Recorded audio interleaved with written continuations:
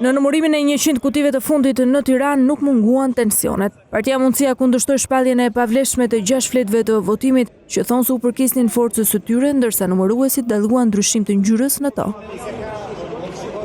Për këtë shkak aty mbërritja Gronsheaj dhe drejtuesit e kësaj partie që kërkuan të shihnin materialet, çka u kundërshtua nga komisionerët. Të jemi vëzhgues.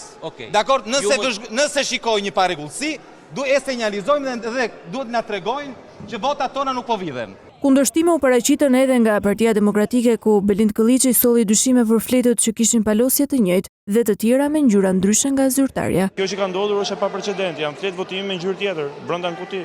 Është një dorë që ka futur të paktën ja 100 fletë votimi në një kuti në mes të Tiranës, në njësi numër 9, i ka futur gjitha bashkë në të njëjtën mënyrë. Dhe kjo është e pamundur, nuk mundet që 100 votues ta palosin edhe këndin e fletës një lloj. Janë identike, pra kjo është provë treni bullgar. Për komisionerët ankesat për to mund të bëhen në KQZ. Ti e bën kërkesën dhe grupi KZA-ja merr një vendim. Pavarësisht situatës së krijuar, Komisioni Zonal Zgjedhor vendosi që 3 fletët e Partisë Mundësia ishin të vlefshme.